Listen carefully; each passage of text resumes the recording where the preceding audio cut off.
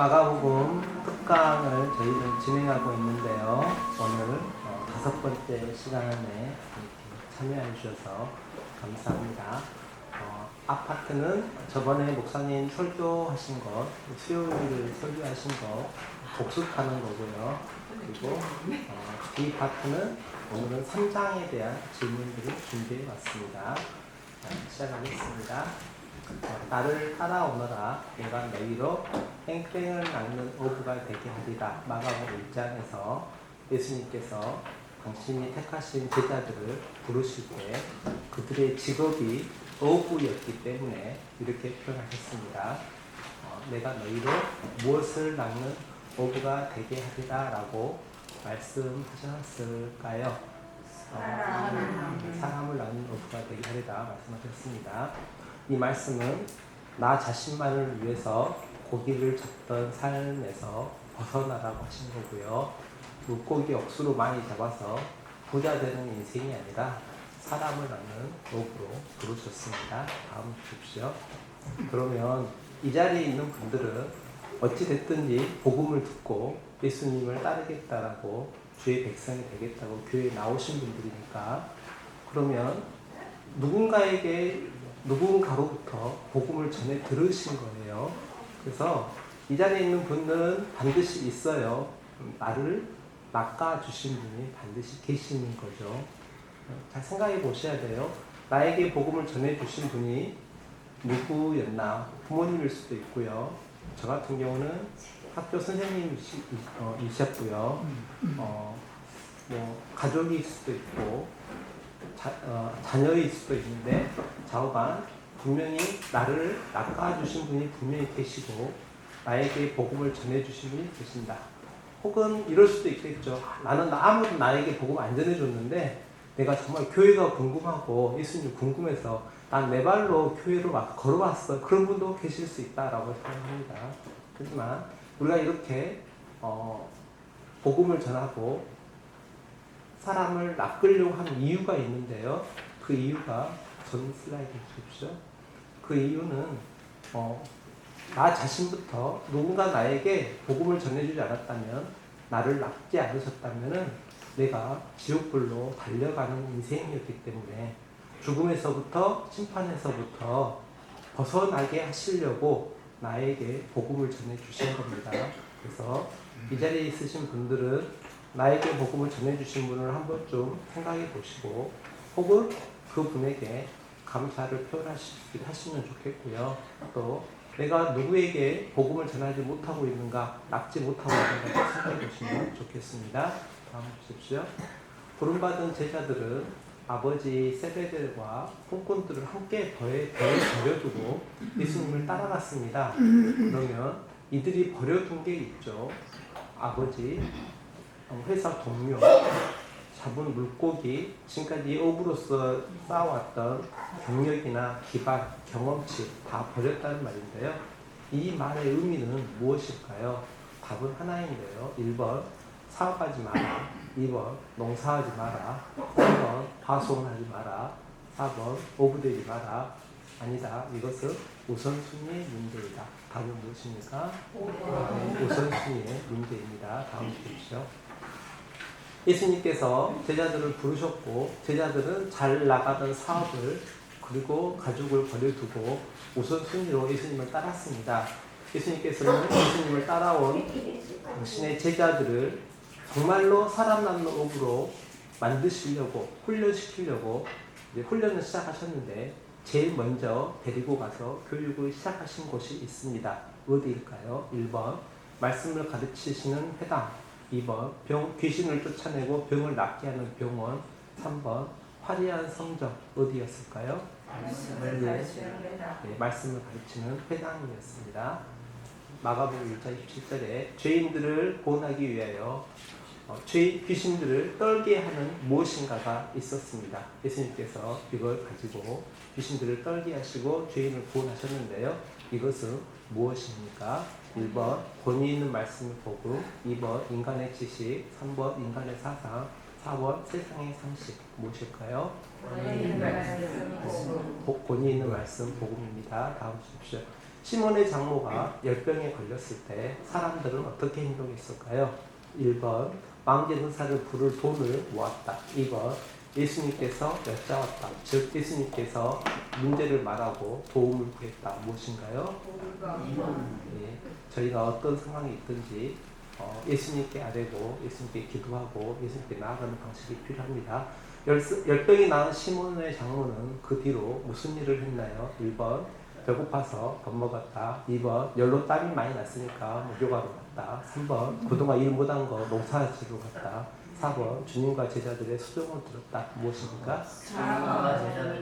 수종을 들었습니다. 생각해보기 주님께서는 나를 누구를 낚으라고 부르셨을까? 한번 생각해 보시면 좋겠어요. 아직 예수님께로 낚이지 않는 지옥불로 달리고 있는 가족이 있는지, 자녀가 있는지, 회사 동료가 있는지, 이웃 마을 사람이 있는지 한번 생각해 보시면 좋겠습니다. 나의 우선순위도 점검해 봤으면 좋겠습니다. 어부라는 직업이 가장 우선순위인지, 배라는 사업체가 우선순위인지, 폭군이라는 동료인지, 아버지로 대표되는 가족이나 친척인지, 아니면 주님의 부르심과 교회의 직분인지 우선순위도 점검해 보시면 좋겠다고 생각합니다. 다음 주십시오. 권위 있는 말씀을 배우고 읽고 듣는 것이 저희 삶의 이것도 우선순위인가 한번 또 생각해 보셔야 됩니다.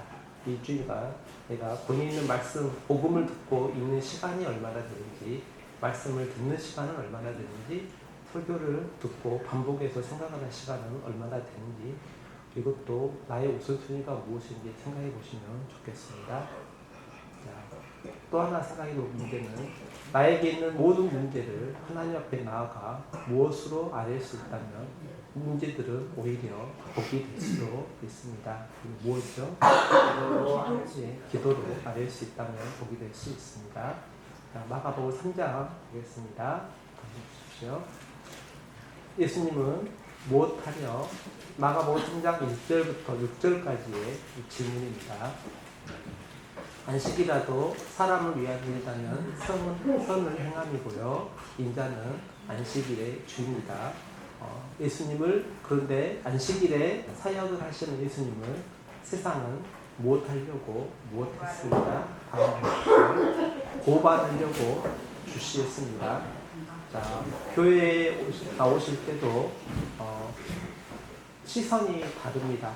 예수님의 말씀을 경청하고 하나님의 말씀을 대언하실 목사님 말씀에 집중하고 순종하려고 나온 사람이 있는가 하면 사실은 예수님을 고발을 한 것처럼 고발하려고 마음 먹고 주시하려고 생각하고 트집 잡으려고 생각하는 그런 모습으로 가면 서기관과 바리새인의 모습으로 간다고 생각합니다. 예수님은 안식일의 주인이시라고 생각하고 있습니다. 다음 주십시오. 주님은 알고 계시는데요. 마음이 무엇함을 탄식하셨고 어떤 시선으로 그들을 둘러보셨고 바리새인들은 예수님을 어떻게 할까 의논했습니다. 잠깐만 그 답이 뭘까 생각해 보시고 네, 다음 주십시오. 마음이 완악함을 탄식하셨고요. 노하셔가지고 그들을 보셨습니다. 바리새인들은 어떻게 하면 예수님을 죽여버릴까라고 모여서 회의했습니다. 다음 주십시오. 저희가 여기 오친상 동북에 오기 전에 두 번째 교회에서 의료봉사를 갔는데 해외 의료봉사를 갔는데 일정에 주일이 끼어져 있었고요. 주일 오전 예배를 드리고 오후에는 진료 예정이 없었어요, 사실은. 그런데 그 전날 토요일에 한 600명가량 진료를 하고 났는데 주일 예배 드리고 났더니 한 300명이 줄 서 있는 거예요, 바깥에. 그날은 진료하는 날도 아니었는데 그래서 두 파로 갈라졌어요.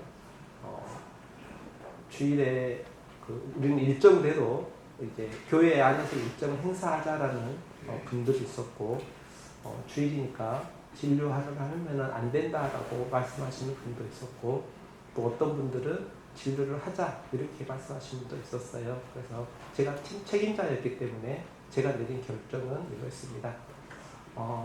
예배하고 싶으신 분들은 예배하시고, 찬송하고 싶으신 분들은 찬송하시고, 기도하실 분들은 기도하시고, 진료하고 싶으시면 진료하시면 됩니다. 강요는 없고요. 반반씩 하셔도 되고요. 마음에 쓰인 대로 하십시오. 결론은 어르신들은, 실은 저보다 연장자이실 분들은요, 그 시간에 계획한 대로 예배하고 찬송하고 기도하고 계셨고요. 저보다 젊은 분들은 밖에 나가서 교회 마당에서 진료를 계속 했습니다. 그래서 저는 그때 그러고 나서 돌아와서 어르신들한테 소리 들었어요. 주일에 진료했다고 소리 들었고요. 젊은 분들한테는 왜 예수님도 병자로 고쳤는데 못 고치게 하냐 해서 또 젊은 분들한테도 소리 들었습니다. 다음 주십시오. 각각은 주님을 어떤 분으로 생각을 했을까요? 무리들은 실력 있는 의사로 생각했을 거고요. 귀신들은 하나님의 아들이라고 생각했습니다. 과연 제자들은 예수님을 누구라고 생각하고 있었을까 생각해 보셔야 되고요. 바리새인과 헤롯 당은 누구라고 생각했는지 생각해 보시고, 마가는 도대체 누구라고 생각하기 때문에 이 일을 기록했는가도 생각해 보시면 좋겠습니다. 다음 주십시오.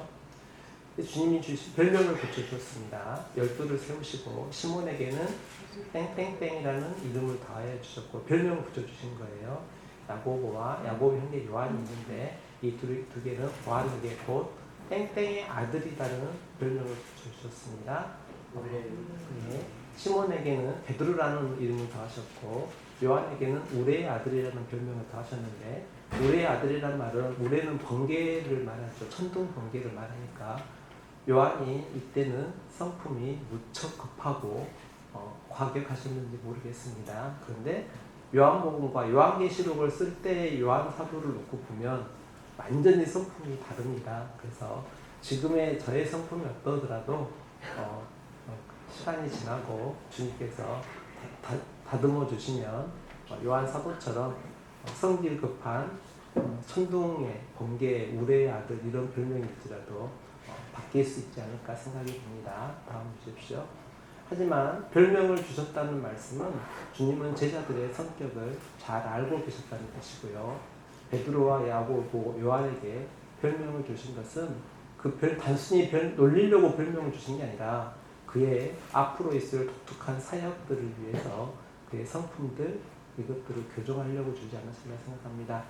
그런데 예수님을 팔 가룟 유다도 걔가 무슨 일 할지 알고 계신다는 뜻입니다. 그래서 전지라고 저희가 표현하죠. 전지하신 하나님을 표현하는데 저희를 알고 계시는 분 생각해 보시면 좋겠습니다. 다음 주십시오.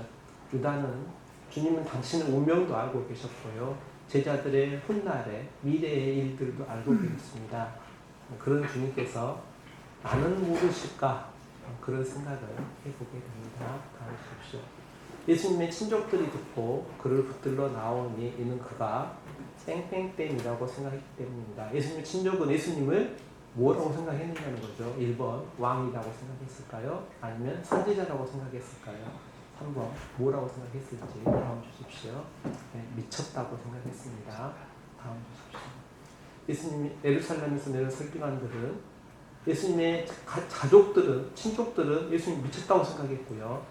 서기관들은 예수님이 무슨 것이 짚혔다라고 생각을 했습니다. 바꿔 말하면 무슨 힘으로 지금 저 기적들을 일으키시는가라고 생각했는데요. 뭐라고 생각했냐면요. 다음 보십시오. 네. 찾아보시면 돼요. 마가복음 3장 22절에 있습니다. 다음 보십시오.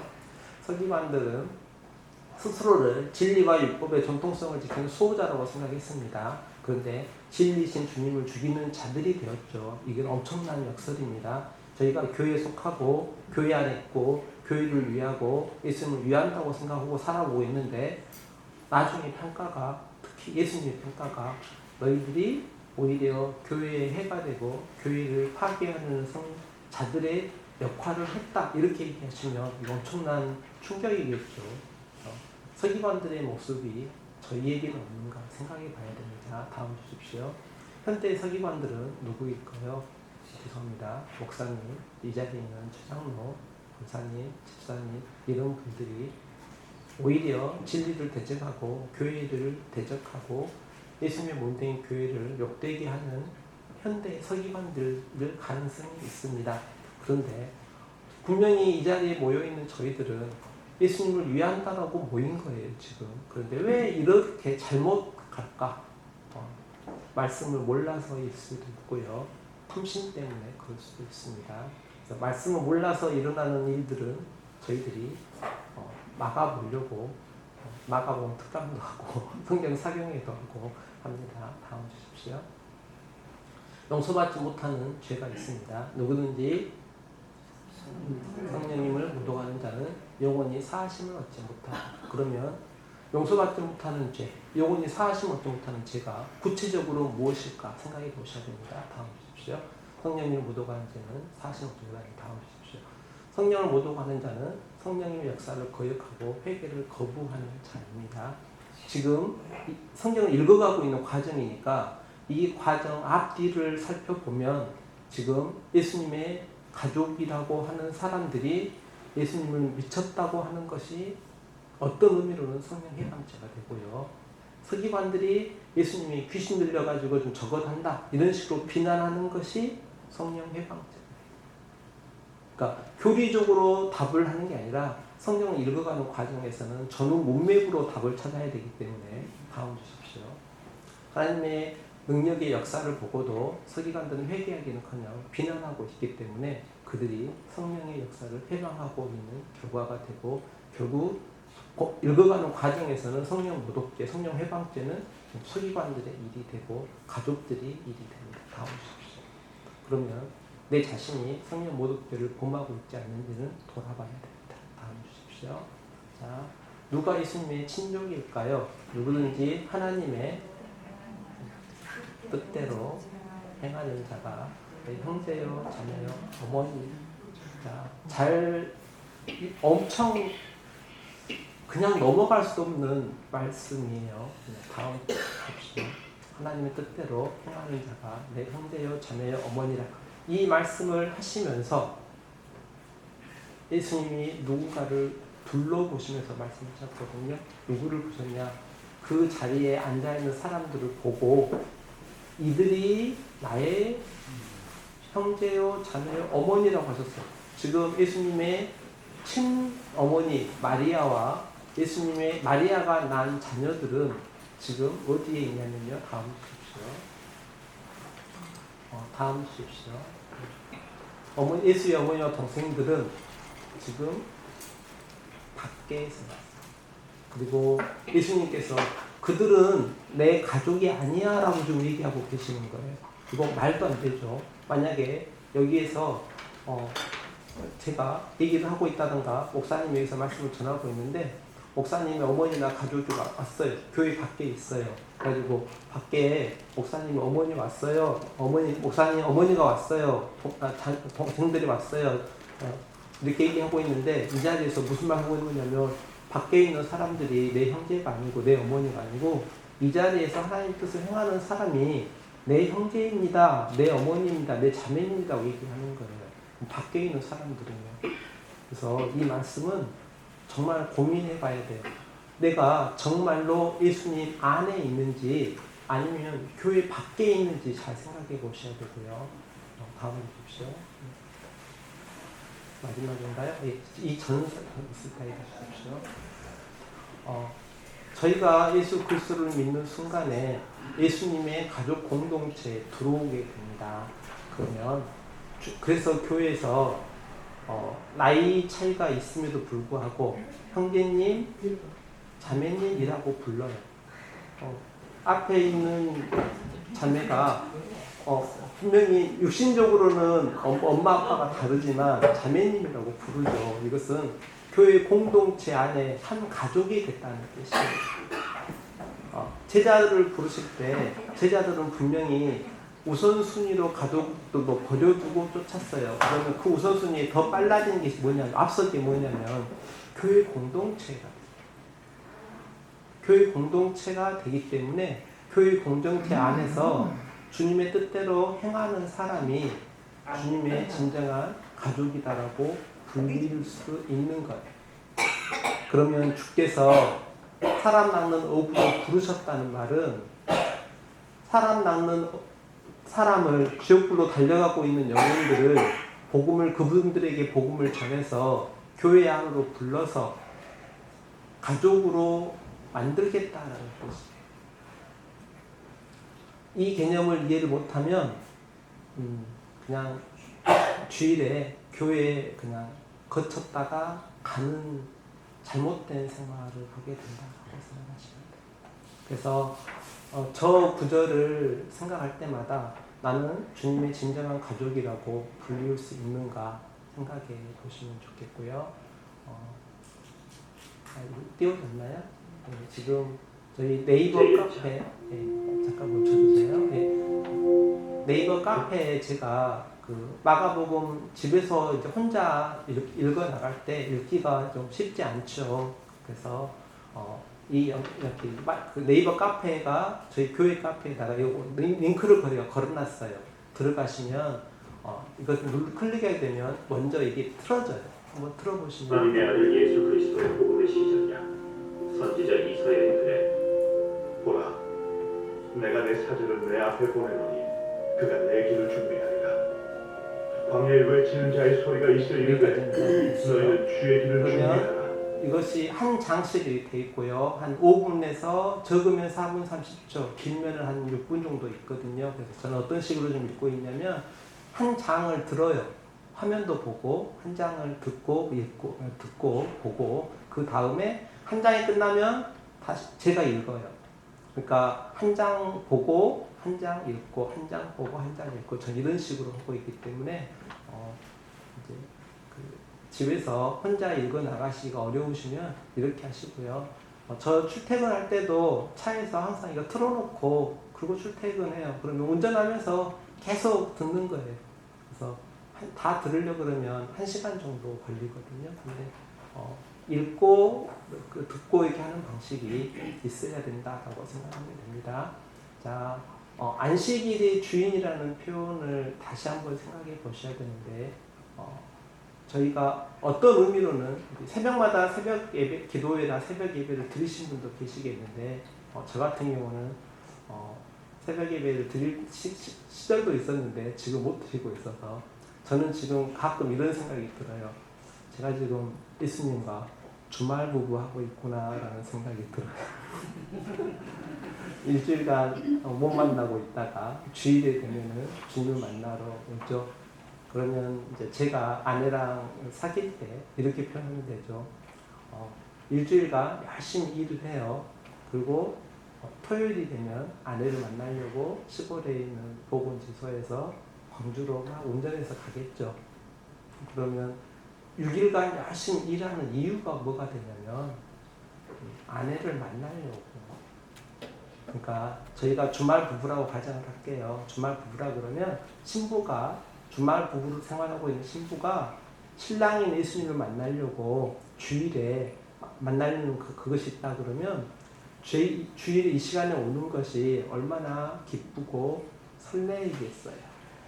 그래서 주일에 예수님 만나겠다고 하나님 음성 듣겠다고 예수님 음성 듣겠다고 이 자리에 나온 거잖아요. 저희가. 그러니까 나왔어요. 그러면 잘 생각해 보셔야 돼요. 나와가지고 여기서 그냥 주님하고 같이 교회에서 살았으면 좋겠다 그런 생각을 저는 예배가 너무 즐거웠고 아내 만나고 데이트하고 나면 주일 예배 끝나고 데이트했어요. 그럼 사실 주일 저녁에 다시 시골로 가기 싫어. 그냥 같이 있고 싶지. 데이트 계속 하고 싶지. 그런데 시골에 또 가잖아요. 6일간 또 일하고 또 올라와야 되니까. 그러면 잘 생각해 보셔야 돼요. 6일간 일하는 것이 목표예요? 아니면 주말 부부 하거나 데이트하려고 오는 것이 목표예요? 시간이 지났더니 저는 주말 부부 하는 것이 목표가 있어요. 제가 아내를 사랑하면 여자친구를 사랑하면 교회에서 결혼하고 주말 부부 했다고 가정한다 그러면 주일에 여자친구 만나러 오는 것 저희가 그리스도의 신부된 존재이니까 저희가 그리스도의 신부된 존재로 예수님을 신랑이신 예수님을 만나려고 교회로 오는 것 자체가 주말 부부 하는 사람에게는 이게 목적인 거예요. 그러면 6일간을 왜 세상에서 사냐? 이걸 잘 하려고, 신랑을 잘 만나려고 지금 6일간 사는 거예요. 6일간 열심히 살면서 돈을 벌죠. 왜 열심히 살면서 돈을 벌어요? 이 6일간 열심히 일해서 벌게 해주시면 그 돈을 가지고 신랑에게 가져와서 방금 주의 뜻대로 행하는 교회 공동체가 그 중에 어려운 분도 있고 욕심이 약해서 돈을 못 버시는 분도 있으니까 굶으신 분도 있을 거 아니에요. 가난한 분 항상 있을 거니까. 그래서 이분들하고 같이 나누려고 6일을 돈을 벌어요. 6일간 농사 쭉 하라고 하는 이유가 뭐냐면 주일에 교회 공동체가 같이 잘 지내려고 하는 거예요. 그러니까 예수님께서 나를 왜 부르셨는지 이해를 못하고 누가 예수님의 어머니고 형제고 자매인가도 이해를 못하게 되면 어떻게 가버리냐면 나 그냥 열심히 세상에서 돈 벌고 살다가 이제 주일에는 그래도 얼굴 비춰야지 나중에 지옥 가면 안 되니까 이게 되는 거예요. 그렇게 가면 저는 어떤 생각이 드냐면 만약에 제가 어떤 아주 그냥 갑부집 그 재벌집 남편을 만났어. 결혼을 했어요. 그리고 그 남편하고 일주일에 한 번씩은 만나자라고 남편이 얘기했으니까 알았다고 했는데 그러면 나머지 평일 6일간은 갑부집 남편의 카드 가지고 명품도 사고 맛있는 것도 먹고 흥청망청 살다가 이제 주말이 돼서 남편을 만나야 되는데 만나기 싫은 거예요. 더 쓰고 싶어. 그냥 또 딴 남자 만나서 놀고 싶어. 이거랑 똑같아요. 이래서 저희가 안식일의 주인입니다라고 이런 표현, 교회 공동체에서 누가 예수님의 형제이고 자매냐는 이런 개념이 그냥 단순히 읽고 그냥 가로치기 마치고 나 이게 다 뭔지 알았어 이렇게 생각하지 마시고요. 정말로 고민해 봐야 돼요. 나중에 제가 주님 앞에 서가지고 고민할 게임은 너무 늦을 것 같고요. 저희가 교회에서 사경의 이후에 마가복음 특강하고 말씀에 집중하려고 하는 이 시기가 됐기 때문에 정말로 고민해 보셔야 되고요. 내가 지금 아직 낫지 못해서 지옥불로 달리고 있는 내 이웃, 내 형제, 내 자매, 내 손녀, 내 손자 누가 있는지 한 번쯤 고민해 보시면 좋겠어요. 감사합니다.